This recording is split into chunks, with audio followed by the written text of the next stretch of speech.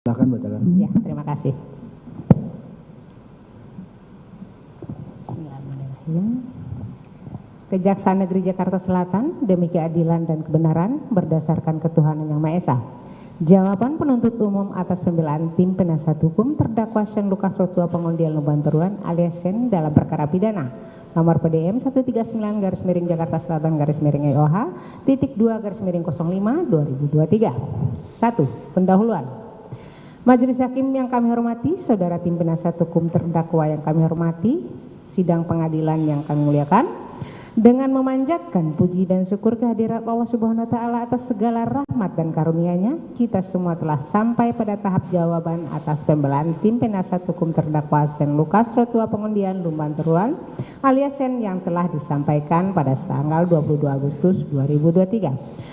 Bahwa telah menjadi bukti nyata apabila Kitab Undang-Undang Hukum Acara Pidana menjunjung tinggi harkat dan martabat manusia dengan cara menempatkan hak asasi manusia secara layak sebagaimana lazimnya dalam negara hukum sesuai dengan yang dimaksud dalam pasal 182 KUHP yang menyatakan terdakwa diberikan kesempatan untuk mengajukan pembelaan terhadap surat tuntutan jaksa penuntut umum yang selanjutnya penuntut umum dapat menjawab pembelaan terdakwa atau penasihat hukum terdakwa tersebut.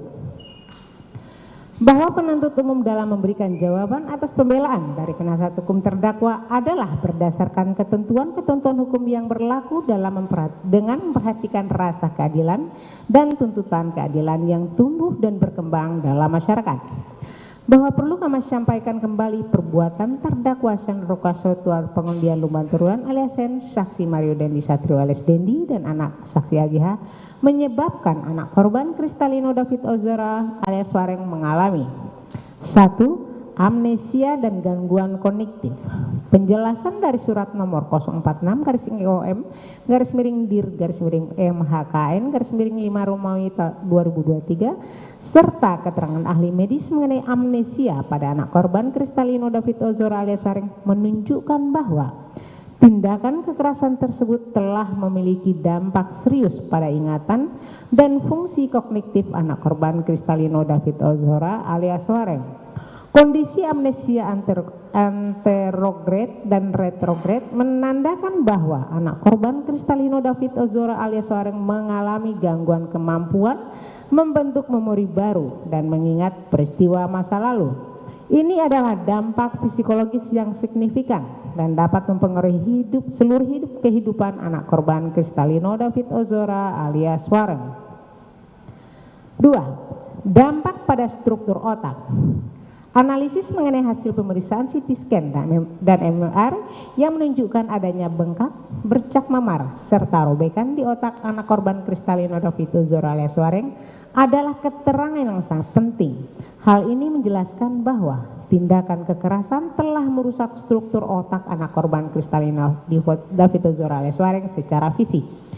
Penyebutan bahwa terdapat robekan dan kerusakan pada otak bagian dalam termasuk gangguan pada corpus callosum yang menghubungkan antara otak kanan dan kiri mengindikasikan bahwa dampaknya tidak hanya terbatas pada bagian yang terlihat tetapi juga pada fungsi otak yang kompleks. 3. Dampak fisik dan emosional. Keterangan mengenai reaksi anak korban Kristalino David Ozora alias Wareng yang berontak dan mengalami kesulitan dalam mengenali orang setelah tindakan kekerasan serta dampak yang terlihat setelah minggu ketiga perawatan mencerminkan bagaimana anak korban Kristalino David Ozora alias Wareng mengalami kondisi fisik dan emosional yang sangat mengganggu. Pengikatan anak korban Kristalino David Ozora alias Wareng pada ranjang ICU menunjukkan bahwa anak korban Kristalino David Ozora alias Wareng mengalami kesulitan dalam mengendalikan dirinya dan dimungkinkan mengalami gejala trauma berat. 4. Harapan kesembuhan dan dampak jangka panjang. Ahli medis menyampaikan bahwa meskipun ada beberapa perbaikan, masih ada bekas luka permanen pada otak anak korban Kristalino David Ozora alias Wareng yang dapat mempengaruhi fungsi motorik dan emosi. Hal ini menunjukkan bahwa proses pemulihan anak korban Kristalino David Ozora alias Wareng mungkin tidak akan 100% kembali normal. Analisis ini menggambarkan tingginya tingkat kesulitan dalam memprediksi masa depan kesehatan dan perkembangan anak korban Kristalino David Ozora alias Wareng. Bahwa anak korban Kristalino David Ozora alias Wareng mengalami difusi aksonal injury, yang mana kasus difusi aksonal injury yang berakhir pada koma atau kondisi vegetatif memiliki kemungkinan sembuh yang semakin kecil, bahkan dengan bantuan terapi sekalipun, sebagaimana Dr. Emilia Tatang mengatakan di persidangan pada kasus difusi aksonal injury, terapinya lebih banyak memberikan suportif, menjaga napasnya jangan sampai tersumbat, jantungnya juga harus dijaga dan dijaga dengan sangat baik sekali, dan menjaga supaya tekanan di dalam otaknya tidak tinggi, dan juga nutrisi dan cairan di dalam tubuh juga harus cukup. Korban sembuh kalau 100%? Sepertinya tidak, karena bagaimanapun juga ini ada bekas luka yang masih permanen di area ini. Bisa dicontohkan seperti orang stroke, walaupun stroke-nya sudah negatif, disabilitas kekuatan motorik tangan satunya pasti tidak sama dengan motorik kakinya. Pada sampai saat ini korban bersosialisasi bisa, memang ada beberapa kali gejala eksklusif atau perkataan itu. Memperhatikan akibat dari perbuatan terdakwa Sen Lukas Rotua Pangundian Lumanturuan alias Sen, saksi Mario Dendi Satrio alias Dendi, dan anak saksi AGH menyebabkan anak korban Kristalino David Ozora alias Wareng yang mendapat cedera otak traumatik parah, maka penuntut umum berpendapat anak korban Kristalino David Ozora alias Wareng harus mendapat keadilan dengan mengedepankan moralitas, nilai kemanusiaan, nilai keadilan, dan nilai kebenaran yang ada di dalam masyarakat. 2. Jawaban penuntut umum atas pembelaan tim penasihat hukum terdakwa.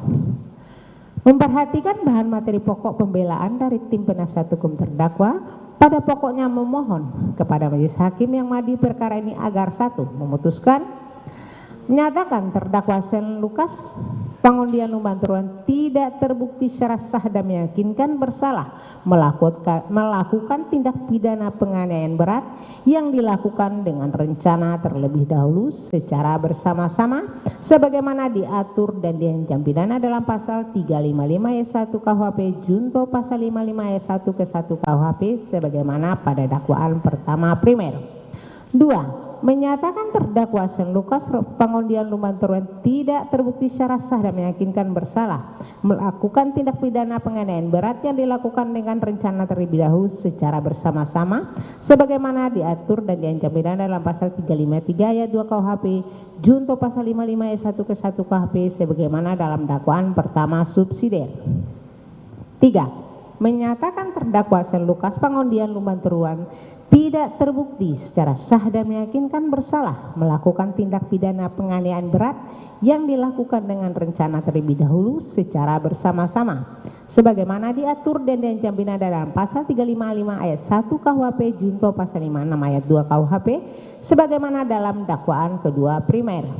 4. Menyatakan terdakwa Sen Lukas Pangundian Lumanturuan tidak terbukti secara sah dan meyakinkan bersalah melakukan tindak pidana penganiayaan berat yang dilakukan dengan rencana terlebih dahulu secara bersama-sama sebagaimana diatur dalam pidana dalam pasal 353 ayat 2 KUHP junto pasal 56 ayat 2 KUHP sebagaimana pada dakwaan kedua subsidiar. 5. Menyatakan terdakwa Sen Lukas Pangundian Lumanturuan tidak terbukti secara sah dan meyakinkan bersalah melakukan tindak pidana penganiayaan berat yang dilakukan dengan rencana terlebih dahulu secara bersama-sama sebagaimana diatur dan diancam pidana dalam pasal 76C junto pasal 80 ayat 2 Undang-Undang Nomor 35 Tahun 2014 tentang perubahan atas Undang-Undang Nomor 23 Tahun 2002 tentang perlindungan anak. 6. Membebaskan terdakwa Sen Lukas Pangundian Lumanturuan dari seluruh dakwaan pertama, dakwaan kedua, dan dakwaan ketiga. 7. Memerintahkan agar terdakwa Sen Lukas Pangundian Lumanturuan dilepaskan dari tahanan. 8. Memulihkan nama baik, harkat dan martabat terdakwa Sen Lukas Pangundian Lumanturuan. 9. Membebankan biaya perkara kepada negara. 10. Atau subsidiar jika yang mulia majelis hakim berpendapat lain, kami mohon putusan yang seadil-adilnya ex aequo et bono. 11. Bahwa apabila terdakwa harus menjalani hukuman penjara, maka dengan segala kerendahan hati terdakwa memohon Yang Mulia Majelis Hakim untuk menetapkan dan memerintahkan terdakwa ditahan di LP Tangerang, yaitu dengan alasan agar keluarga terdakwa lebih dekat dan lebih mudah dalam mengunjungi terdakwa secara rutin, karena LP Tangerang jaraknya tidak terlalu jauh dari kediaman keluarga besar terdakwa. Bahwa kami akan membahas mengenai hal-hal yang kami anggap perlu untuk diluruskan dan diberikan pemahaman lebih terhadap isi dari pledoi penasihat hukum terdakwa, di mana pada pokoknya penuntut umum menolak semua isi pledoi penasihat hukum terdakwa kecuali yang sesuai dengan surat tuntutan dan atau diakui serta dinyatakan secara tegas oleh penuntut umum dalam replik ini. Namun dari keseluruhan materi penasihat hukum terdakwa terdapat beberapa poin yang menurut kami selaku penuntut umum perlu dicermati dan ditanggapi, antara lain analisa fakta-fakta persidangan. Terdakwa Shane tidak terbukti turut serta melakukan penganiayaan berat dengan rencana terlebih dahulu dengan fakta-fakta poin 1.1 sampai dengan 1.9.17 halaman 163 sampai 168. Tanggapan bahwa penasihat hukum tidak mencermati fakta persidangan, dalam hal ini keterangan terdakwa Shane sebagaimana diuraikan dalam surat tuntutan halaman 101 yang menerangkan bahwa terdakwa sedang berada di rumah lalu ditelepon oleh saksi Mario Dendi Satrio alias Dendi mengajak untuk bertemu dengan mantan pacarnya dengan niat untuk memukuli atau menganiaya anak korban Kristalino David Ozora alias Wareng. Bertemu di salah satu parkiran minimarket dan saat itu saksi Mario Dendi menggunakan mobil untuk berangkat ke tempat tujuan. Bahwa terdakwa bertanya kepada saksi Mario Dendi Satrio alias Dendi di dalam mobil dengan posisi mobil yang dipakai masih dalam keadaan parkir dan mesin masih menyala, yang sebagai sopir yaitu saksi Mario Dendi Satrio alias Dendi dan saksi duduk di sebelah sopir. Berdasarkan keterangan terdakwa tersebut, pembelaan penasihat hukum pembelaan penasihat hukum tentang terdakwa Shane tidak tahu sebelumnya bahwa ada masalah antara saksi Mario dengan anak korban David adalah dapat terbantahkan. Hal ini bersesuaian antara keterangan terdakwa tersebut dengan saksi Rafael Benizet alias Beni yang menerangkan. Saksi menerangkan waktu itu sekitar pukul 18.00 WIB terdakwa Shane Lukas Rotua Pengundian Lumban Turuan mengabari mau memukuli orang. Saksi Mario Dendi Satrio alias Dendi mau menjemput. Saksi Mario Dendi Satrio alias Dendi mau mukulin orang.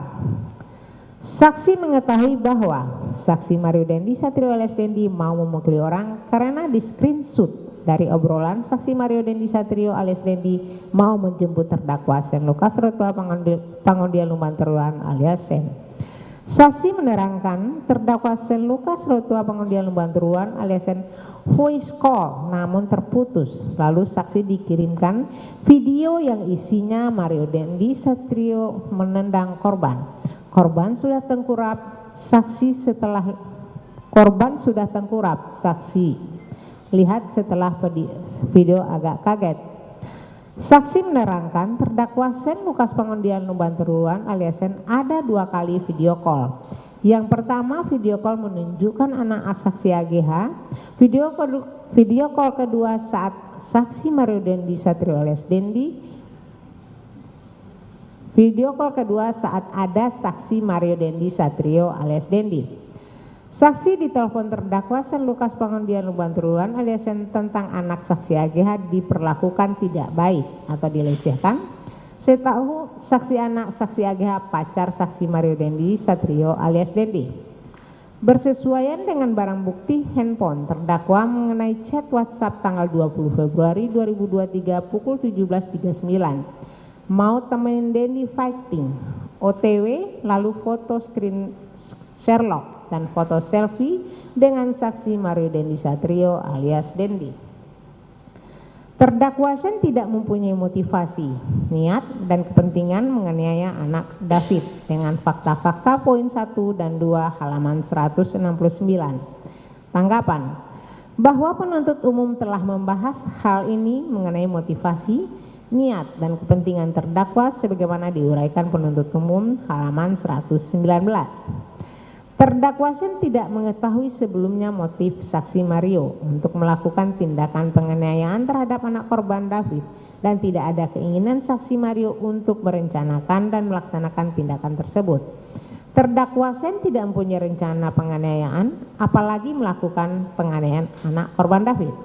Tanggapan bahwa penasihat hukum keliru dalam menyimpulkan fakta-fakta persidangan karena terdakwa Sen sudah mengetahui sejak awal saksi Mario Dendi Satrio alias Dendi sudah mengatakan mau mukulin orang dan mengajak beberapa orang teman lainnya sebagaimana keterangan saksi Rafael Benizet. Fakta sidang terurai di surat tuntutan halaman 68 sampai halaman 69. Terdakwa Sen tidak terbukti dengan sengaja memberikan kesempatan, sarana atau keterangan untuk melakukan kejahatan dengan rencana terlebih dahulu berdasarkan fakta-fakta poin 4.1 sampai dengan 4.4 halaman 171 sampai dengan halaman 172. Tanggapan bahwa dalam hal ini penasihat hukum terdakwa memaksakan kehendaknya atau menutup mata untuk tidak membuktikan kesalahan terdakwa. Karena kalau penasihat hukum terdakwa menyimak dengan baik-baik fakta persidangan yakni keterangan terdakwa sebagai berikut. Terdakwa menerangkan pada saat saksi Mario Dendi Satrio alias Dendi meminta anak korban Kristalino David Ozora alias Wareng untuk bersikap tobat, anak korban Kristalino David Ozora alias Wareng salah melakukan sikap tobat tersebut. Jadi inisiatif terdakwa hanya ingin memberi contoh sikap tobat, hanya ingin memberikan contoh sikap taubat yang benar kepada anak korban Kristalino David Ozora alias Wareng dan urusan itu selesai. Terdakwa menerangkan saat melakukan push up datang satpam dan terdakwa refleks karena mendengar suara motor mengatakan ada orang. Saksi Mario Dendi Satrio alias Dendi langsung menyuruh anak korban Kristalino David Ozora untuk berdiri saat melakukan push up. Bersesuaian dengan keterangan anak saksi AGH, anak saksi menerangkan terdakwa Sen Lukas Rotua pengundian Lumban Teruan aliasan merekam dari adegan ketika ngobrol dengan posisi duduk di trotoar sebelum push up. Anak saksi tidak memperhatikan saat saksi Mario Dendi Satrio alias Dendi menyuruh anak korban Kristalino David Ozora alias Wareng melakukan sikap tobat. Awalnya sikap tobat anak korban Kristalino David Ozora salah, lalu diperagakan oleh terdakwa Sen Lukas Rotua pengundian Lumban Teruan.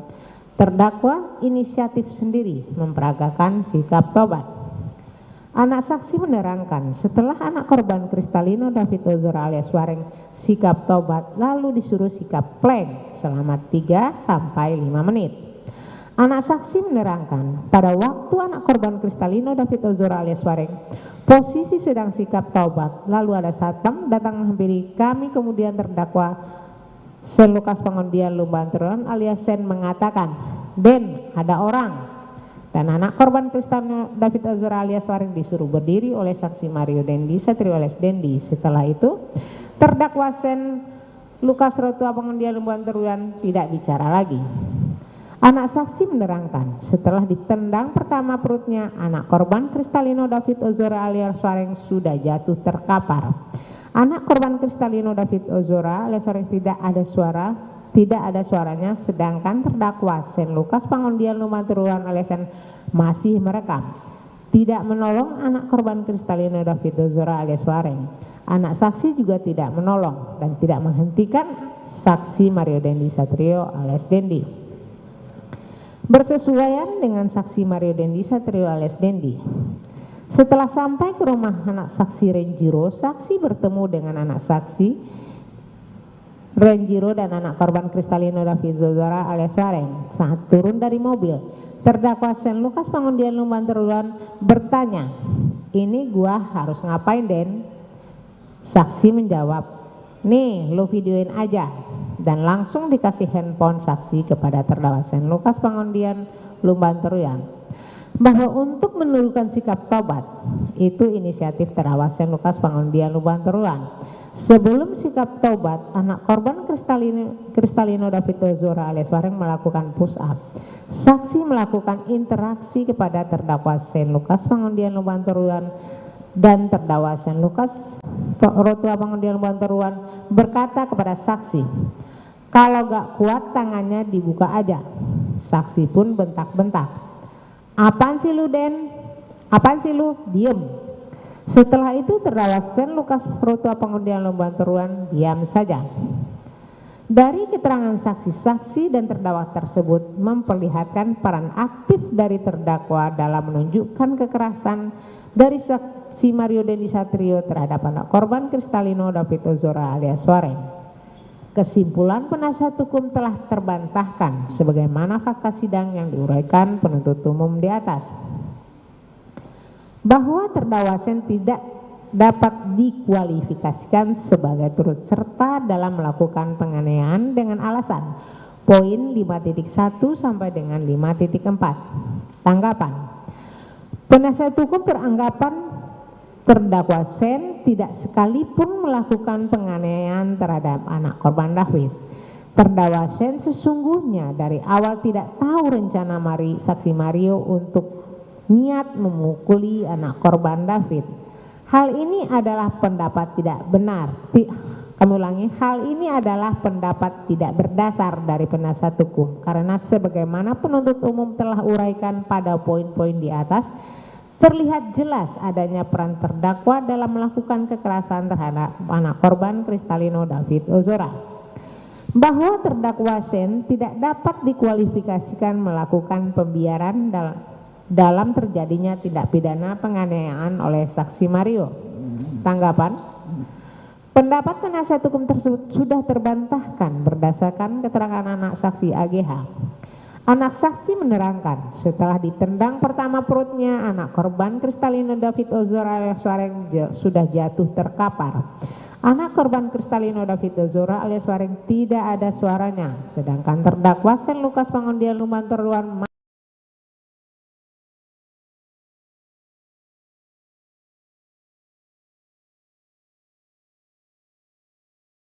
Mario Dendi Satrio alias Dendi.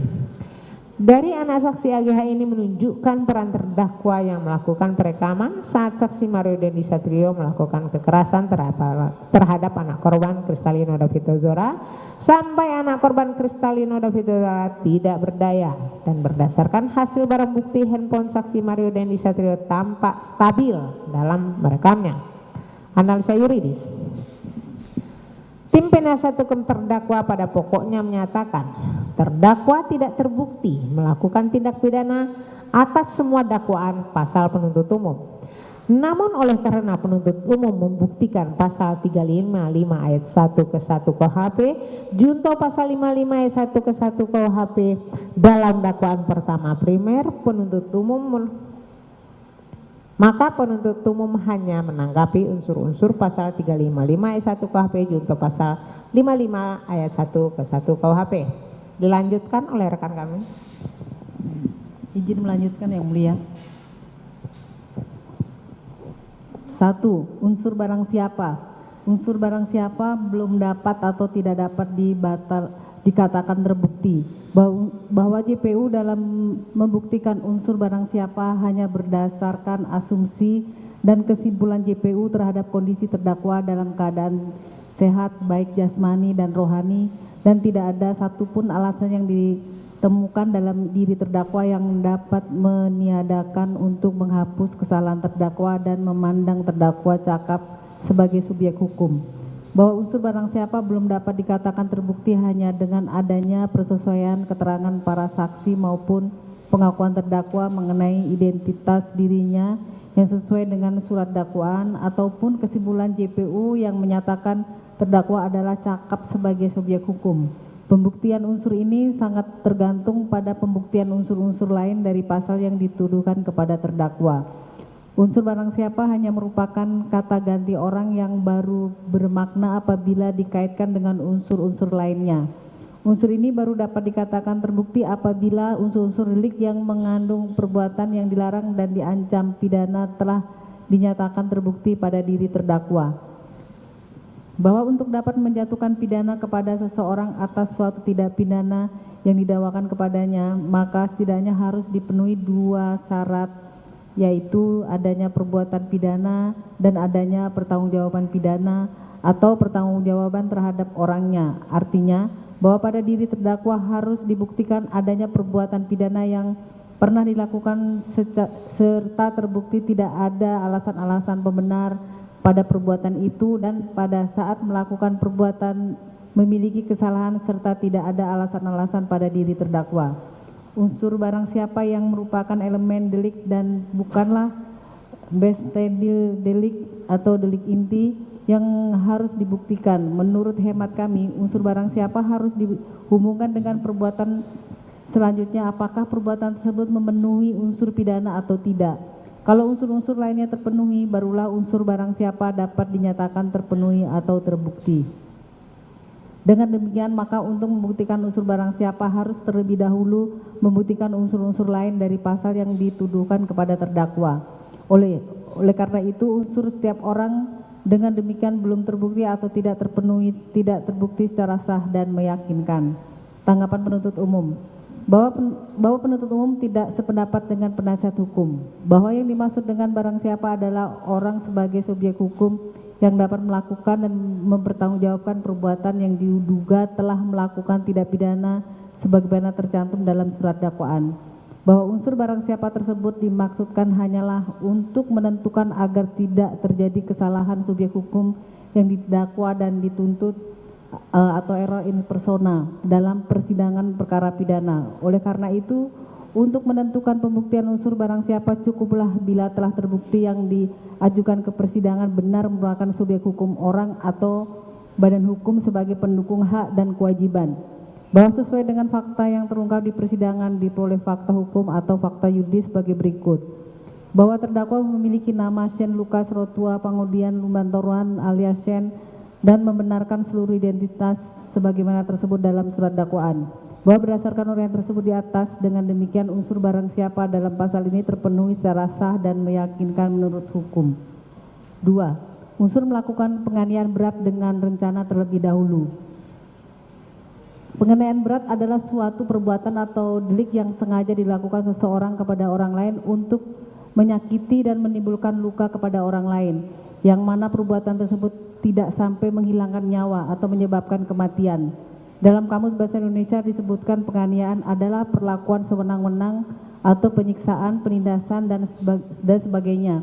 Dengan kata lain, untuk menyebutkan seseorang telah melakukan penganiayaan, maka orang tersebut harus memiliki kesengajaan dalam melakukan suatu perbuatan untuk membuat rasa sakit pada orang lain atau luka pada tubuh orang lain, ataupun orang itu dalam perbuatannya merugikan kesehatan orang lain. Bahwa dalam tuntutannya jaksa penuntut umum JPU menuntut terdakwa dengan pasal 355 ayat 1 KUHP junto pasal 55 ayat 1 ke 1 KUHP tentang penganiayaan berat yang dilakukan dengan rencana terlebih dahulu dan atau turut serta melakukan, maka secara sederhana sebenarnya tuntutan JPU tersebut tidak terbukti karena dalam persidangan telah terbukti kalau terdakwa sama sekali tidak ada melakukan penganiayaan terhadap anak korban, karena penganiayaan tersebut dilakukan oleh saksi Mario, hal mana persesuaian dengan pengakuan anak saksi Agnes, saksi Mario, dan juga keterangan terdakwa di muka persidangan dan juga didukung dengan bukti CCTV yang dihadirkan JPU sebagai alat bukti. Bahwa JPU dalam tuntutannya tidak dapat membuktikan apakah perbuatan penganiayaan berat yang dilakukan oleh saksi Mario adalah perbuatan yang sejak awal dengan sengaja merupakan niat saksi Mario untuk melakukan penganiayaan yang menimbulkan luka berat atau penganiayaan yang berujung luka berat, hal mana merupakan suatu hal yang berbeda. Bahwa terdakwa Shane menerangkan kalau dia pernah minta tolong kepada saksi Mario sebelum ada kejadian ini. Misalnya ketika minta tolong saat terdakwa Shane ditilang, terdakwa Shane minta tolong karena ingin dekat lagi dengan saksi Mario. Setelah itu terdakwa Shane melihat saksi Mario sebagai orang yang dituakan atau disegani di tongkrongan atau lingkaran pertemanan mereka. Semua orang selalu mengarahkan untuk bicara dengan saksi Mario. Terdakwa Sen juga pernah melihat saksi Mario ditilang, tapi motornya tidak ditahan, sehingga terdakwa Sen minta tolong kepada saksi Mario bahwa terdakwa Sen menerangkan alasan dia mau diajak saksi Mario adalah karena merasa bersalah, masih merasa berhutang budi kepada saksi Mario. Terdakwa Sen merasa hanya karena salah paham, hubungan pertemanan mereka menjadi berantakan. Terdakwa Sen menyayangkan kenapa saksi Mario lebih percaya dengan teman-temannya dibandingkan dengan kata-kata terdakwa Sen yang menjelaskan kalau terdakwa Sen memang benar ditabrak orang. Maka terdakwa Sen merasa pertemuan itulah kesempatan bagi terdakwa Sen untuk menjelaskan dan mengklarifikasi salah paham soal motor dan memperbaiki hubungan pertemanan mereka. Bahwa terdakwa Sen menerangkan setelah melihat anak korban David tidak kuat melakukan push up, terdakwa Sen berinisiatif memberikan contoh sikap tobat karena anak korban David terus-menerus salah. Jadi terdakwa Sen memberikan contoh supaya urusan mereka cepat selesai. Tanggapan penuntut umum. Penuntut umum sudah secara lengkap dan rinci mengenai penjabaran unsur ini dalam surat tuntutan sehingga merupakan bagian yang tidak terpisahkan dari replik ini. Bahwa unsur kesengajaan dalam perbuatan penganiayaan berat yang dilakukan oleh terdakwa Sen terhadap anak korban David dapat dibuktikan dengan melihat dan menilai secara holistik seluruh rangkaian peristiwa yang terjadi. Bahwa terdakwa Sen bukanlah orang yang tidak tahu menahu atau tidak terlibat sama sekali dalam perbuatan penganiayaan berat yang dilakukan oleh saksi Mario Dandi Satrio alias Dandi yang merupakan aktor utama dalam perbuatan tersebut. Bahwa terdakwa Sen justru adalah orang yang turut memfasilitasi dan memicu perbuatan penganiayaan berat tersebut dengan mencontohkan sikap tobat kepada anak David. Bahwa sikap tobat yang dicontohkan oleh terdakwa Sen kepada anak korban David adalah sikap yang dikenal dalam kalangan akpol atau dunia militer sebagai hukuman fisik, yaitu posisi sujud, lutut dan pantat diangkat dengan tumpuan kepala dan kaki serta kedua tangan seperti istirahat di pinggang. Bahwa sikap tobat tersebut diberikan oleh anggota militer biasanya senior kepada anggota lainnya yang karena orang tersebut melakukan kesalahan, sehingga sikap tobat dikolerasikan sebagai bentuk penebusan dosa. Bahwa terdakwa Sen mengetahui bahwa anak korban David diduga telah melakukan pelecehan seksual kepada anak saksi AGH yang merupakan pacar dari saksi Mario Dandi Satrio alias Dandi.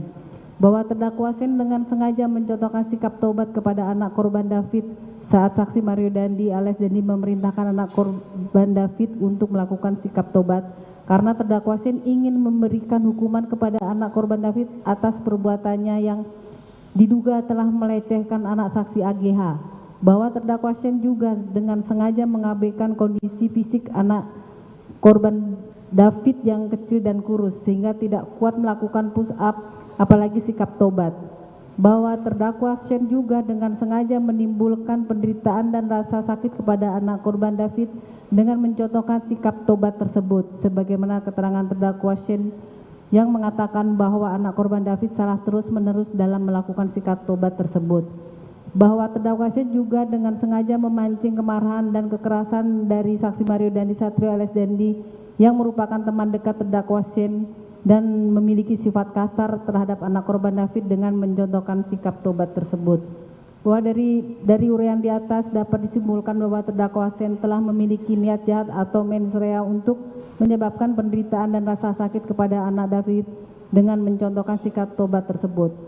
Bahwa perbuatan terdakwa Sen tersebut merupakan perbuatan awal yang mengarah kepada serangkaian tindakan penganiayaan berat yang kemudian dilakukan oleh saksi Mario Dandi Satrio alias Dandi kepada anak korban David, yaitu pukulan ke arah kepala, tendangan bertubi-tubi ke arah kepala, dan bahkan menginjak bagian belakang kepala anak korban David sekuat tenaga sampai anak korban David tidak berdaya, kejang-kejang bercucuran darah dan tidak sadarkan diri dalam posisi tengkurap di atas aspal.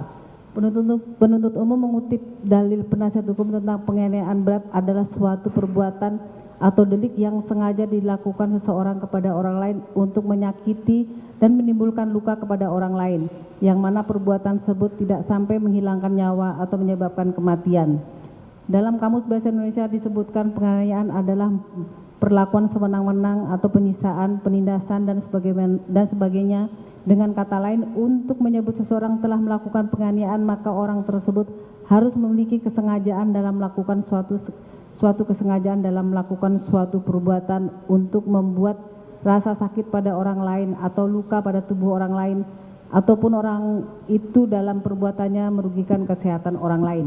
Bahwa berdasarkan dalil penasihat hukum tersebut tentang penganiayaan berat dan pengertian berdasarkan Kamus Bahasa Indonesia sebenarnya sudah membuktikan perbuatan terdakwa Shane bersama saksi Mario Dandi Satrio alias Dandi dalam melakukan penganiayaan berat terhadap anak saksi korban Kristalino David Ozora. Unsur melakukan penganiayaan berat dengan rencana terlebih dahulu terpenuhi. 3. Melakukan, menyuruh melakukan, dan turut serta melakukan perbuatan. Bahwa sejak awal terdakwa Shane sudah tidak bersedia menemani saksi Mario nongkrong. Musibah yang menimpa terdakwa Shane bermula pada hari Senin sore tanggal 20 Februari tahun 2023. Saksi Mario tiba-tiba menelpon terdakwa Shane untuk pergi nongkrong ke suatu tempat di Lebak Bulus, Jakarta Selatan. Sudah mau berhubungan dengan terdakwa Shane pernah merusak motor milik saksi Mario. Terdakwa Shane mengiyakan ajakan tersebut karena ingin menyampaikan permohonan maafnya kepada saksi Mario. Sebelumnya saksi Mario ternyata telah menelpon 3 orang temannya yang bernama anak saksi Daren, saksi Rafael Benitez dan L untuk nongkrong, namun ketiga orang tersebut menolak ajakan saksi Mario. Atas telepon tersebut, pada dasarnya terdakwa Shane sebelumnya menolak telepon-telepon saksi Mario dengan berbagai alasan, antara lain motornya rusak, kartu Transjakarta kosong, atau naik ojek tidak ada uang. Namun dengan desakan, niat, dan paksaan dari saksi Mario, dan sudah lama saksi Mario tidak mau berhubungan dengan terdakwa Shane dikarenakan terdakwa Shane pernah merusak motor milik saksi Mario dan terdakwa Shane ingin menyampaikan permohonan maafnya kepada saksi Mario. Walaupun terdakwa Shane sudah menolak ajakan saksi Mario untuk nongkrong, tiba-tiba beberapa menit kemudian saksi Mario sudah sampai di Alfamart dekat rumah kontrakan terdakwa Shane dan ayahnya terdakwa Shane dengan mobil Rubicon. Terdakwa Shane tidak tahu sebelumnya bahwa ada masalah antara saksi Mario dengan anak korban David. Terdakwa Shane juga tidak kenal dengan anak korban David dan saksi anak Agnes. Bahwa di mobil menuju rumah anak Renjiro tidak ada pembicaraan perihal anak korban David kecuali pembahasan tentang tindakan Shane yang sedang bertengkar dengan pacarnya. Terdakwa Shane selama di dalam mobil sibuk bermain HP karena ada masalah dengan pacarnya. Hal itu bersesuaian dengan keterangan saksi Adechat Melianti Agustina yang menjelaskan bahwa saksi Adechat Melianti Agustina menerangkan sudah berpacaran selama 2 tahun hingga saat ini. Saksi Adechat Melianti Agustina menerangkan pada hari kejadian saksi Adechat Melianti Agustina sedang berada di rumah terdakwa Shane. Ada komunikasi dengan saksi Agustina Melianti di sore hari. Saksi Adechat Melianti Agustina menerangkan saat itu saksi Adechat Melianti Agustina berantem dengan terdakwa Shane karena terdakwa Shane pergi main. Saksi Adechat Melianti Agustina menerangkan karena terdakwa Shane tidak main ke rumah saksi Melianti Agustina namun malah main. Makanya saksi Adechat Melianti Agustina dan terdakwa Shane berantem. Saksi Adechat Melianti Agustina menerangkan sebelumnya terdakwa Shane sudah berjanji main ke rumah namun terdakwa Shane malah main. Saksi Adechat Agustina Melianti menerangkan baru baikan dengan terdakwa Shane. Maka saksi Adechat Melianti Agustina menerangkan selama berpacaran dengan saksi Adechat Melianti Agustina sering bersama dengan terdakwa Shane. Bahwa selanjutnya sesuai fakta persidangan terdakwa Shane selama dalam perjalanan menuju rumah anak saksi Renjiro tidak memperhatikan secara seksama apa yang dibicarakan saksi Mario dengan anak saksi Agnes karena terdakwa Shane sibuk berkomunikasi melalui HP dengan pacarnya, yaitu saksi Adechat Melianti Agustina, sehingga sangat jelas tidak ada merencanakan untuk melakukan kekerasan terhadap anak korban David, yang sama sekali terdakwa Shane tidak mengenal dengan anak korban David, termasuk membicarakan pembagian peran masing-masing selama dalam mobil saksi Mario sebagaimana surat dakwaan dan surat tuntutan yang disampaikan atau diajukan oleh JPU dalam persidangan perkara ini. sesuai dengan keterangan saksi ahli Profesor Dr. Suparji Ahmad SHMH pada saat persidangan pada tanggal 3 Agustus 2023, ahli berpendapat dengan penjelasan sebagai berikut. Substansi pasal 351 berkaitan dengan sebuah norma yang memberikan sanksi kepada orang yang melakukan penganiayaan yang bentuknya bisa menendang, memukul, atau menyiksa. Terhadap pasal penganiayaan yang direncanakan mesti terdapat suatu niat, persiapan, dan ada suatu serta perbuatan penganiayaan sehingga sanksinya lebih berat. Terkait pasal 55 ayat 1 angka 1 KUHP yang dikaitkan dengan penyertaan dan ikut serta dikualifikasikan dengan adanya niat yang sama antar pelaku. Tujuannya sama, adanya suatu perbuatan yang mungkin berbeda-beda peran dan dikehendaki bersama, sehingga menentukan ikut serta sangat sulit ditentukan apabila tujuannya yang berbeda. Misalnya saksi Mario ingin melakukan tindak pidana balas dendam, namun terdakwa Shane tidak ada kepentingan dengan balas dendam saksi Mario. Jadi kualifikasi ikut serta tidak ada karena unsur niat dan tujuannya berbeda. Terhadap konstruksi pasal 56 KUHP ayat 2 KUHP kaitannya dengan memberikan kesempatan atau ikut membantu, harus ada pembuktian seseorang tersebut memberikan kesempatan, mendukung terjadinya perbuatan tindak pidana dan adanya peran aktif.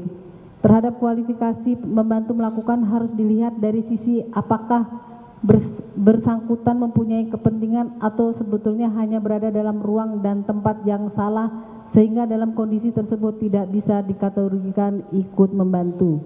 Menurut ahli, jangan sampai seseorang dikualifikasi ikut serta atau ikut membantu hanya gara-gara berada dalam tempat dan ruang yang salah karena sebenarnya dia tidak punya niat, tidak punya kepentingan atau tidak ada punya tujuan untuk melakukan tindak pidana tersebut. Terhadap pasal 353 ayat 2 junto pasal 56 ayat 2 KUHP terkait penganiayaan dengan rencana yang mengakibatkan luka berat, maka untuk memenuhi unsurnya harus ada pembuktian adanya perencanaan dan akibat penganiayaan berupa luka berat. Terhadap pasal 76C junto pasal 80 Undang-Undang 35 tahun 2014 perubahan atas Undang-Undang nomor 23 tahun 2002 tentang perlindungan anak secara filosofi didasarkan pada kerangka pemikiran anak adalah aset bangsa, masa depan bangsa. Oleh karenanya negara harus melindungi sehingga tujuan pasal 76C adalah menjerat perbuatan antara lain membiarkan atau sikap yang antipati ketika terjadi tindak pidana terhadap anak. Dalam ilustrasi antara saksi Mario, terdakwa Shane dan anak saksi Agnes saat menjumpai anak korban David, di mana saat berdua di jalan saksi Mario bercerita ingin menjumpai mantan pacar anak saksi Agnes yaitu anak korban David karena ingin klarifikasi. Namun di saat pertemuan terjadi penganiayaan, maka kedudukan terdakwa Shane yang disuruh merekam saat kejadian tidak memenuhi kualifikasi untuk dijerat dengan pasal ikut serta atau ikut membantu mengingat unsur-unsur pasal 351, 353, 355 dan 55 ayat 1 KUHP mengingat yang bersangkutan terdakwa Shane semata-mata diajak, mungkin juga ada relasi kuasa yang berlebih dengan yang berkekurangan sehingga tidak enak menolak yang pada akhirnya terdakwa Shane berada di waktu dan tempat yang salah yang kemudian diminta pertanggungjawaban. Namun demikian dalam memperoleh keadilan ketika terdakwa Shane mempertanggungjawabkan perlu pertimbangan mengingat tidak adanya mens rea atau tidak ada niat jahat dan actus reus tidak ada perbuatan jahat, bahwa ketika terdakwa Shane dihadapkan ke pasal 76C yaitu membiarkan saksi berpendapat bahwa terdakwa Shane melakukan reaksi ketika melihat bahwa semula dia mengira hanya akan menanyakan, kemudian terdakwa Shane merekam namun ternyata terjadi perbuatan penganiayaan dan terdakwa Shane mencoba menghentikan, maka berarti tidak termasuk kualifikasi membiarkan. Terdakwa Shane tidak dari awal mencegah karena tidak tahu penganiayaan yang akan dilakukan saksi Mario tersebut. Namun ketika diketahui saksi Mario melakukan penganiayaan telah melerai, menghalau, menghentikan saksi Mario. Oleh karena itu terdakwa Shane tidak memenuhi unsur pembiaran pasal 76C maupun memenuhi unsur serta bagaimana dimaksud dalam pasal 55 ayat 1 angka 1 KUH pidana berdasarkan fakta dan keterangan ahli tersebut. Sesuai ilustrasi penasihat hukum Shane ketika saksi Mario dalam perjalanan menanyakan klarifikasi dan tidak ada rencana kepada anak korban David, berarti terdakwa Shane tidak mengetahui adanya niat jahat dari saksi Mario tersebut. Mengingat terdakwa Shane tidak mengetahui rencana tersebut, maka ahli berpendapat terdakwa Shane tidak dapat dikualifikasi turut serta melakukan tindak pidana penganiayaan ketika di tempat yang dituju. Terhadap perbuatan penganiayaan, maka penganiayaan tidak terbukti dikaitkan dengan adanya ikut serta sehubungan dengan ilustrasi PH Shane bahwa adanya perjalanan dari rumah menuju tempat penjemputan dan tempat terjadinya penganiayaan yang kemudian adanya candaan ingin memukuli namun tidak dimaksudkan untuk memukuli namun ingin klarifikasi, maka tidak bisa dikategorikan terdakwa Shane turut serta mengingat candaan tersebut karena tidak dicegah atau tidak menghindari atau tidak lari dari tempat itu, maka yang perlu dibuktikan tidak ada niat jahat dan tidak ada melakukan penganiayaan jika dikaitkan dengan perencanaan adalah kerjasama jahat dan adanya kepentingan-kepentingan dari kerjasama jahat tersebut. Ketika terdakwa Shane tidak mempunyai kepentingan sama sekali terhadap tindakan jahat itu, maka perlu dipertimbangkan terdakwa Shane, apakah terdakwa Shane dapat diminta pertanggungjawaban ikut serta melakukan tindak pidana penganiayaan. Dilanjutkan teman kami.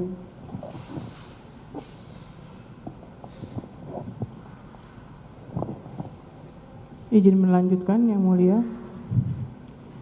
Cara mengkualifikasikan kerjasama yang jahat yaitu pelaku sama-sama bekerja melakukan tindakan kejahatan tersebut, bahwa terhadap konteks terdakwa Shane merekam tidak termasuk dalam kualifikasi karena tidak ada kerjasama atau tidak bekerja untuk penganiayaan tersebut. Berbeda jika contohnya terdakwa Shane memegangi tangan ke anak korban David agar saksi Mario lebih leluasa melakukan pemukulan kepada anak korban David, maka terhadap contoh ini saksi Mario dan terdakwa Shane telah sama-sama bekerja sama untuk melakukan tindak pidana.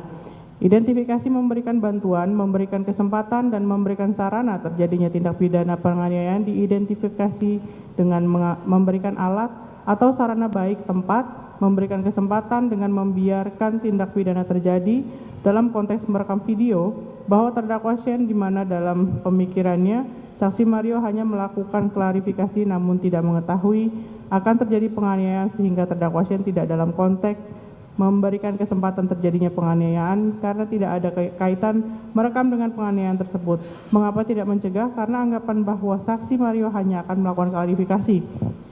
Batu uji dalam suatu pendapat hukum adalah dengan melihat fakta, kemudian norma, dan apabila norma tidak mampu menjawab, maka dilihat dari teori hukum baik dalam konteks berencana, turut serta, dan lain sebagainya. Apabila teori hukum belum bisa sebagai batu uji tindakan, maka batu uji yang paling mendasar adalah filsafat hukumnya.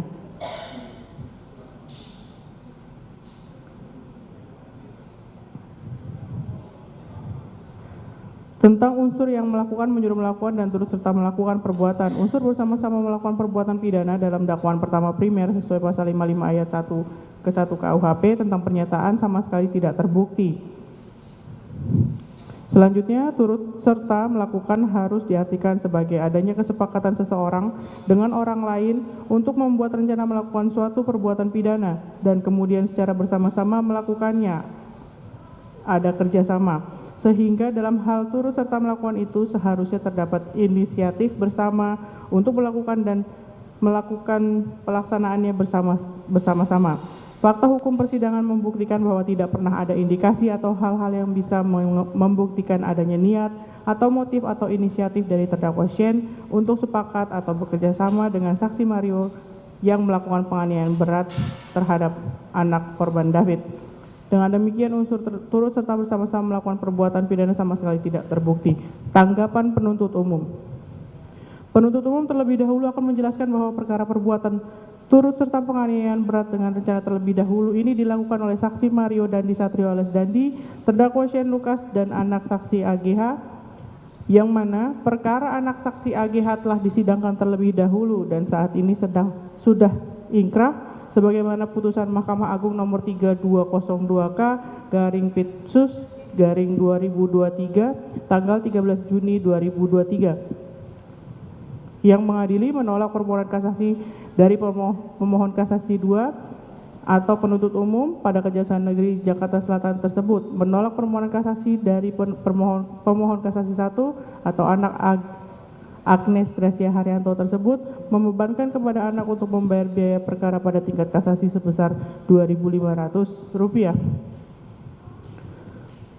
Putusan Pengadilan Tinggi DKI Jakarta nomor 2 garis miring PIT strip sus strip anak garis miring 2023 garis miring PT DKI tanggal 27 April 2023 dengan amar putusannya berbunyi mengadili menerima permintaan banding penasihat hukum anak dan penuntut umum anak menguatkan putusan Pengadilan Negeri Jakarta Selatan nomor 4 garing PIT garing sus titik anak garing 2023 tanggal 10 April 2023 menetapkan masa penangkapan dan penahanan yang telah dijalani anak Agnes Gracia Haryanto dikurangi seluruhnya dari pidana yang dijatuhkan.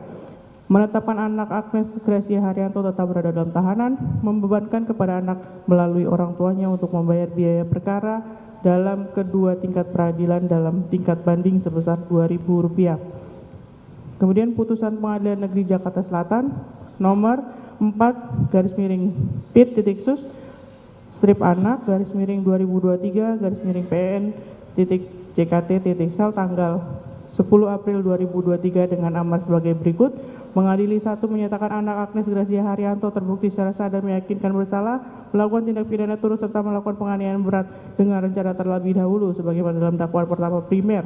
2 menjatuhkan pidana terhadap anak oleh karena itu dengan pidana penjara selama 3 tahun dan 6 bulan di LPKA. 3 menetapkan masa penahanan yang telah dijalani anak dikurangkan seluruhnya dari pidana yang dijatuhkan. 4 menetapkan agar anak tetap berada dalam tahanan. 5 menetapkan barang bukti berupa 1 unit handphone iPhone warna putih sampai dengan nomor 19, 1 buah baju tanpa lengan merek one size warna hitam milik Agnes Gracia Haryanto dikembalikan kepada penyidik untuk dipergunakan dalam perkara lain atas nama Mario Dandi Satrio alias Dandi dan Shane Lucas Rotua Pangondian Lumbantaruan alias Shane. 6 membebankan kepada anak untuk membayar biaya perkara sebesar Rp5.000. Bahwa oleh karena perkara ini dilakukan dengan adanya penyertaan yakni keturutsertaan, maka dengan telah terbuktinya anak AGH sebagai turut serta melakukan penganiayaan berat dengan rencana terlebih dahulu. Selanjutnya untuk terdakwa Shane Lucas Rotua Pangondian Lumbantaruan alias Shane juga terpenuhi unsur turut serta. Bahwa sebagaimana menurut pendapat ahli pidana dari penasihat hukum terdakwa yakni Prof. Dr. Suparji Ahmad SHMH terkait pasal 55 ayat 1 angka 1 KUHP yang dikaitkan dengan penyertaan dan ikut serta dikualifikasikan dengan adanya niat yang sama antar pelaku, tujuannya sama. Pendapat ahli ini telah berkesesuaian dengan fakta. Terdakwa bersedia ikut dengan saksi Mario Dandi yang mau mukulin orang, yakni anak saksi korban Kristalino David Ozora.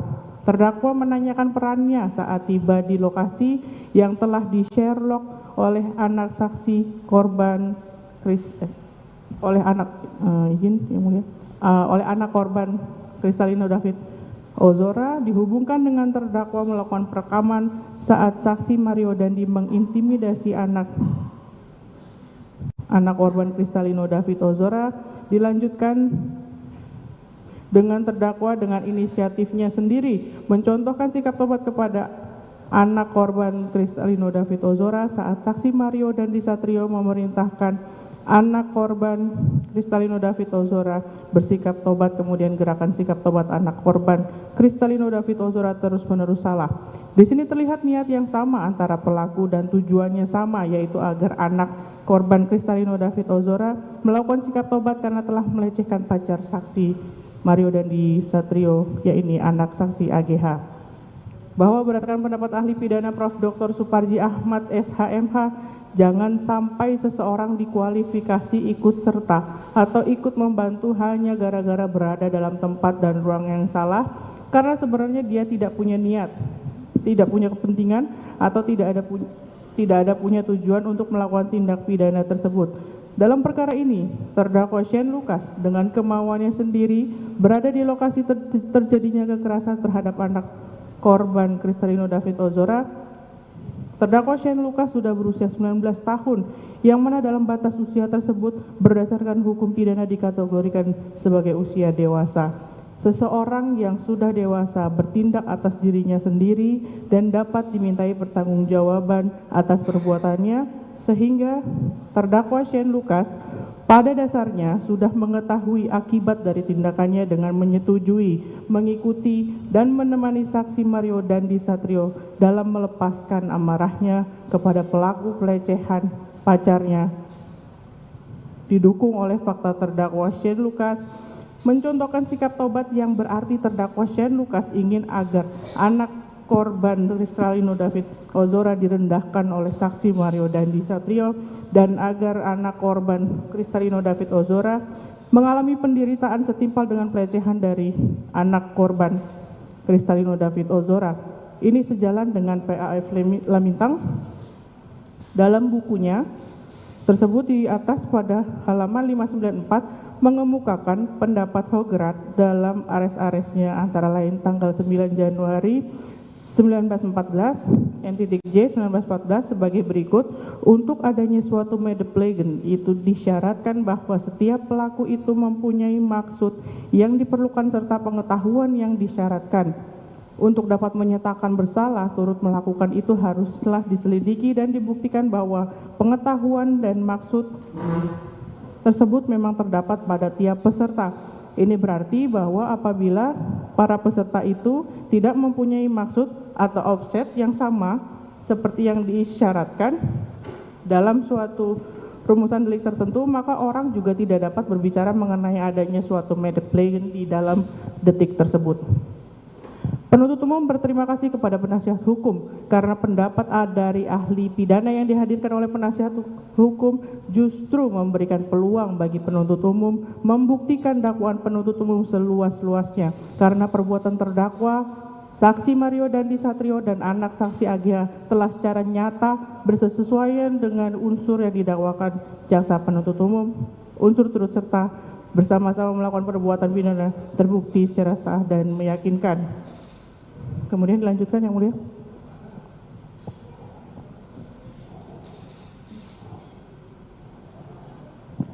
Analisa pengganti restitusi. Pokok-pokok pembelaan penasihat hukum tentang restitusi adalah bahwa penasihat hukum terdakwa telah terbukti tidak melakukan penganiayaan terhadap anak korban David dan oleh karenanya terdakwa Shane juga tidak terbukti melakukan tindak pidana sebagaimana dimaksud dalam pasal 355 ayat 1 ke 1 ayat 1 KUHP jungto pasal 55 ayat 1 ke 1 KUHP bahwa tuntutan JPU terkait dengan restitusi sebesar 120 miliar 388 juta 911.030 rupiah subsidiar 6 bulan kurungan 6 bulan penjara merupakan tuntutan yang mengada-ngada, tidak berdasarkan fakta hukum yang sebenarnya, di mana dasar perhitungan restitusi tersebut dengan asumsi biaya pengobatan anak korban hingga berumur 71 tahun merupakan penghitungan yang cacat hukum dikarenakan fakta yang sebenarnya sekarang anak korban sudah kembali pulih dan sudah melakukan aktivitas sebagaimana biasanya serta telah aktif bersosialisasi dengan teman-teman dan kerabatnya, bahwa sudah menjadi pengetahuan umum sebagaimana termuat dalam media sosial dan media cetak, kondisi anak korban David sudah semakin membaik dengan tersebarnya video-video anak korban sedang berlibur di Bali dan telah dapat mengendarai sepeda motor. Tribun Sumsel 9 Mei 2023, sehingga perhitungan pengobatan sampai dengan usia 71 tahun adalah hitungan yang mengada-ngada dan tidak perlu dipertimbangkan oleh majelis hakim, bahwa JPU dalam tuntutannya telah keliru dan tidak cermat dalam melakukan penerapan hukum, di mana dalam tuntutannya di perkara anak Agnes tidak dilakukan penuntutan terkait restitusi, sehingga tuntutan restitusi dalam perkara terdakwa Shane menunjukkan ada disparitas karena di dalam poin 3 tuntutannya dalam perkara terdakwa Shane menyebutkan bersama-sama secara berimbang dengan menyesuaikan peran serta tingkat kesalahan yang mengakibatkan timbulnya kerugian untuk membayar restitusi kepada anak korban Kristalino David Ozora. Tanggapan penuntut umum bahwa penasihat hukum terdakwa Shane telah melakukan pembelaan yang tidak berdasarkan fakta hukum yang sebenarnya, melainkan hanya berdasarkan asumsi dan spekulasi yang tidak dapat dibuktikan kebenarannya, bahwa penasihat hukum terdakwa Shane telah mengabaikan serangkaian fakta dan bukti-bukti yang telah diajukan oleh jaksa penuntut umum terkait kondisi kesehatan dari anak korban David Ozora, yaitu luka berat, Kondisi fisik dan kesehatan korban. 1. Gambaran tentang kondisi fisik dan kesehatan anak korban David Ozora setelah tindakan penganiayaan berat, yaitu luka fisik yang serius termasuk luka lecet, memar, dan luka pada kepala yang mengakibatkan penurunan kesadaran. Dampaknya sangat signifikan dan mengindikasikan intensitas dan keparahan tindakan penganiayaan yang dilakukan oleh saksi Mario Dandi Satrio. Kondisi fisik dan kesehatan anak korban Kristalino David Ozora dapat diuraikan sebagai berikut. Penurunan kesadaran dan infeksi bakteri. Kondisi penurunan kesadaran yang dialami oleh anak korban David Ozora adalah hasil langsung dari cedera kepala yang disebabkan oleh tindakan kekerasan sadis. Pada tambahan informasi tentang infeksi bakteri pada darah anak korban David Ozora ini mengindikasikan bahwa dampak cedera tersebut bukan hanya fisik, tetapi juga mempengaruhi sistem kesehatan secara lebih luas. Infeksi bakteri dapat terjadi sebagai akibat dari penurunan imunitas tubuh akibat cedera berat. Luka-luka fisik yang signifikan. Detail luka fisik yang dijelaskan seperti luka lecet, luka memar, luka robek pada bibir, dan bercak memar di otak, memberikan gambaran tentang sejauh mana tindakan kekerasan tersebut menyebabkan cedera pada tubuh korban. Ukuran luka dan bercak memar yang cukup besar menunjukkan intensitas dan keparahan dari serangkaian tindakan tersebut. Dampak pada otak dan potensi cacat permanen. Informasi bahwa CT scan menunjukkan bengkak pada otak anak korban David Ozora dan bercak memar akibat benturan keras.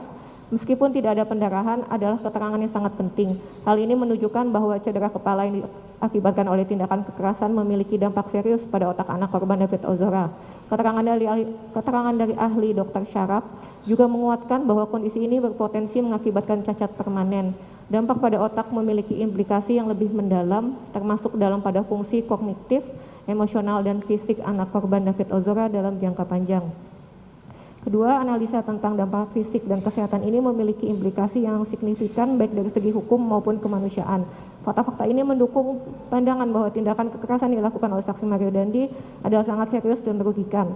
Dampak yang dihasilkan tidak hanya terbatas pada cedera fisik, tapi juga melibatkan kondisi kesehatan dan potensi cacat permanen pada anak korban David Ozora.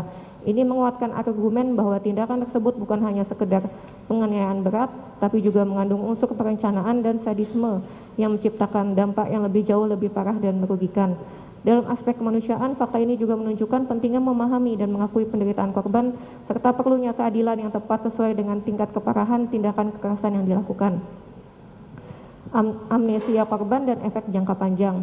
Fakta-fakta yang diungkapkan dalam poin 24 hingga 29 memberikan wawasan yang lebih mendalam mengenai dampak psikologis dan efek jangka panjang mengenai kesehatan yang dialami oleh anak korban David Ozora setelah tindakan kekerasan tersebut. Berikut adalah analisa mengenai dampak ini. 1. Amnesia dan gangguan kognitif. Penjelasan dari surat nomor 046 serta keterangan ahli medis mengenai amnesia pada anak korban David Ozora menunjukkan bahwa tindakan kekerasan tersebut telah memiliki dampak serius pada ingatan dan fungsi kognitif anak korban David Ozora. Kondisi amnesia anterograde dan retrograde menandakan bahwa anak korban David Ozora mengalami gangguan kemampuan membentuk memori baru dan mengingat peristiwa masa lalu. Ini adalah dampak psikologis yang signifikan dan dapat mempengaruhi seluruh kehidupan anak korban David Ozora. Kedua, dampak pada struktur otak. Analisis mengenai hasil pemeriksaan CT scan dan MRI yang menunjukkan adanya bengkak, bercak memar, serta robekan di otak anak korban David Ozora adalah keterangan yang sangat penting. Hal ini menjelaskan bahwa tindakan kekerasan yang telah merusak struktur otak anak korban secara fisik.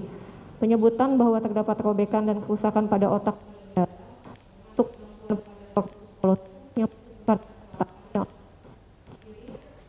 mengindikasikan bahwa dampaknya tidak hanya terbatas pada bagian yang terlihat, tetapi juga pada fungsi otak yang kompleks. Ketiga, dampak fisik dan emosional. Keterangan mengenai reaksi anak korban David Ozora yang berontak dan mengalami kesulitan dalam mengenali orang setelah tindakan kekerasan, serta dampak yang terlihat setelah minggu ketiga perawatan, mencerminkan bagaimana anak korban David Ozora mengalami kondisi fisik dan emosional yang sangat mengganggu. Pengikatan anak korban David Ozora pada ranjang ICU menunjukkan bahwa anak korban David Ozora mengalami kesulitan dalam mengendalikan dirinya dan dimungkinkan mengalami gejala trauma yang berat. 4. Harapan kesembuhan dan dampak jangka panjang. Ahli medis menyampaikan bahwa meskipun ada beberapa perbaikan, masih ada bekas luka permanen pada otak anak korban David Ozora yang dapat mempengaruhi fungsi motorik dan emosi. Hal ini menunjukkan bahwa proses pemulihan anak korban David Ozora mungkin tidak akan 100% kembali normal. Analisis ini menggambarkan tingginya tingkat kesulitan dalam memprediksi masa depan kesehatan dan perkembangan anak korban Kristalino David Ozora. Bahwa penasihat hukum terdakwa Shane telah menyesatkan majelis hakim dengan mengajukan video-video anak korban sedang berlibur ke Bali dan telah dapat mengendarai sepeda motor sebagai bukti bahwa anak korban sudah kembali pulih dan tidak memerlukan restitusi. Bahwa video-video tersebut tidak dapat dijadikan sebagai bukti karena satu, video-video yang diajukan oleh penasihat hukum terdakwa Shane sebagai bukti bahwa anak korban David sudah kembali pulih dan tidak memerlukan restitusi tidak dapat dijadikan sebagai bukti yang sah dan meyakinkan. Hal ini karena video-video tersebut tidak menunjukkan kondisi fisik dan psikis anak korban secara keseluruhan, sehingga tidak dapat dipastikan apakah anak korban benar-benar sembuh atau hanya ingin menampilkan kesan bahagia agar dapat meningkatkan semangatnya untuk pulih secara total. Video-video tersebut hanya menampilkan sebagian kecil dari kehidupan anak korban yang mungkin saja dipilih secara selektif untuk menimbulkan kesan positif. Kedua, kondisi fisik anak korban David tidak dapat dinilai hanya dari video-video tersebut, karena video-video tersebut tidak menampilkan bagaimana luka-luka yang diderita oleh anak korban akibat penganiayaan yang dilakukan oleh terdakwa Shane bersama-sama saksi Mario Dandi dan anak saksi AGH. Kerusakan otak dan juga amnesia yang dialami oleh anak korban memerlukan perawatan intensif dan rehabilitasi jangka panjang. Video-video tersebut juga tidak menampilkan bagaimana anak korban menghadapi rasa sakit, ketidaknyamanan dan keterbatasan fisik yang dialaminya akibat luka-luka tersebut. Ketiga, kondisi psikis anak korban David juga tidak dapat dinilai hanya dari video-video tersebut, karena video-video tersebut tidak menampilkan bagaimana anak korban mengatasi trauma yang dialaminya akibat penganiayaan yang dilakukan oleh terdakwa Shane bersama-sama dengan saksi Mario Dandi Satrio dan anak saksi AGH.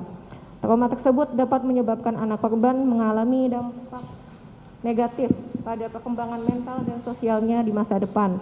Video-video tersebut juga tidak menampilkan bagaimana anak korban berinteraksi dengan keluarga, teman, dan lingkungan sekitarnya yang mungkin saja membuat anak korban merasa terganggu oleh rasa takut, marah, sedih, atau malu yang dialaminya akibat trauma. Bahwa penuntut umum menolak pendapat penasihat hukum terdakwa Shane yang menganggap bahwa ada disparitas dalam tuntutan restitusi terhadap anak korban Kristalino David Ozora. Bahwa penuntut umum telah melakukan tuntutan restitusi sesuai dengan hukum dan fakta yang ada dalam perkara ini. Bahwa penuntut umum perlu menjelaskan beberapa hal sebagai berikut. Kesatu, bahwa penuntut umum tidak menyampaikan nominal restitusi kepada anak korban David dalam amar tuntutan terhadap anak saksi AGH karena pihak Lembaga Perlindungan Saksi dan Korban atau LPSK belum selesai melakukan penghitungan nilai kerugian yang diderita oleh anak korban David akibat penganiayaan yang dilakukan oleh terdakwa Shane bersama-sama dengan anak saksi AGH. Hal ini sesuai dengan ketentuan peraturan perundang-undangan yang menyatakan bahwa penghitungan nilai kerugian dilakukan oleh LPSK. Kedua, bahwa penuntut umum telah menyampaikan nominal restitusi kepada anak korban David dalam surat tuntutan terhadap terdakwa Shane yaitu sebesar 120.388.911.030 rupiah yang didasarkan pada hasil penghitungan LPSK yang telah selesai dilakukan setelah persidangan anak saksi AGH.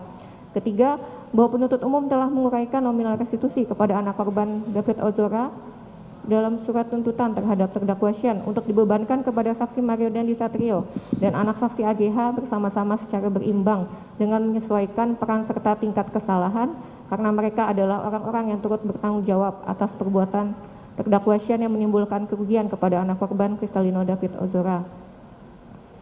Majelis hakim yang kami hormati, saudara tim penasihat hukum terdakwa yang kami hormati, sidang pengadilan yang kami muliakan, berdasarkan jawaban terhadap pembelaan saudara tim penasihat hukum terdakwa sebagaimana diuraikan di atas, maka kami penuntut umum berketetapan hati disertai dengan penuh keyakinan bahwa surat tuntutan sebagaimana kami sampaikan pada hari Selasa tanggal 15 Agustus 2023 adalah benar berdasarkan undang-undang dan ketentuan hukum yang berlaku serta didasarkan atas fakta-fakta hukum yang terbukti secara sah dan kami penuntut umum berpendirian tetap pada tuntutan pidana dan memohon kepada Majelis Hakim Pengadilan Negeri Jakarta Selatan yang memeriksa dan mengadili perkara ini menolak pembelaan penasihat hukum terdakwa serta memutuskan supaya menjatuhkan putusan terhadap terdakwa Shane Lukas Rotua Pangundian Lumbantoruan alias Shane sebagaimana dalam tuntutan pidana yang telah kami bacakan dan serahkan dalam sidang hari Selasa tanggal 15 Agustus 2023. Demikianlah jawaban atas pembelaan penasihat hukum ini kami baca dan diserahkan pada Majelis Hakim Pengadilan Negeri Jakarta Selatan dalam persidangan hari ini Kamis 24 Agustus 2023. Semoga Tuhan Yang Maha Esa senantiasa memberikan kekuatan lahir dan batin serta keteguhan iman kepada kita semua dalam menyelesaikan perkara ini. Penuntut umum.